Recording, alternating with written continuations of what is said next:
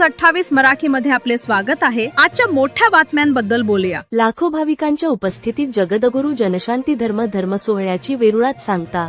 निष्काम कर्मयोगी जगद्गुरू जनार्दन स्वामी मौनगिरीजी महाराज यांच्या 36व्या पुण्यस्मरणानिमित्त वेरूळ येथे जगद्गुरू स्वामी शांतिगिरीजी महाराज यांच्या प्रेरणेने व प्रमुख उपस्थितीत जगद्गुरू जनशांती धर्म सोहळ्याचे आयोजन 25 नोव्हेंबरपासून करण्यात आले होते।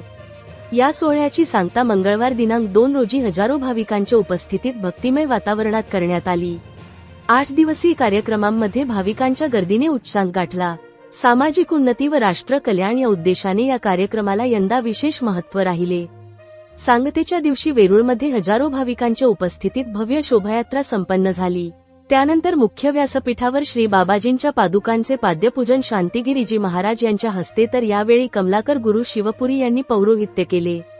कार्यक्रमाच्या व्यासपीठावर बाबांच्या परंपरेतील ज्येष्ठ संत स्वामी लक्ष्मीगिरीजी महाराज यांच्या हस्ते बाबाजींच्या पालखीचे पूजन करण्यात आले। सोहळ्यामध्ये 11,000 भाविक अनुष्ठानासाठी बसलेले होते।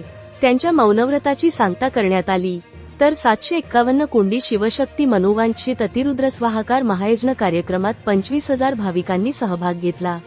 या यज्ञाची पूर्णाहुती करण्यात आली। यासह अखंड नंदादीप, अभिषेक, हस्तलिखित जप साधना, नामसंकीर्तन, भागवत पारायण, श्रमदान या कार्यक्रमात हजारो भाविकांची उपस्थिती लक्षणीय ठरली।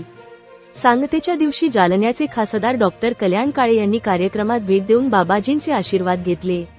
सोहळा यशस्वी करण्यासाठी नाशिक, अहिल्यानगर, धुळे, जळगाव, जालना, पुणे, बीड, ठाणे जिल्हा यासह छत्रपती संभाजीनगर जिल्ह्यातील जय बाबाजी परिवाराने विशेष परिश्रम घेतले। 8 दिवसीय सोहळ्यामध्ये सहभागी झालेले लाखो भाविक, देशभरातून आलेले पूजनीय संत व सर्व मान्यवराचे व हा पुण्यस्मरण सोहळा यशस्वी झाला।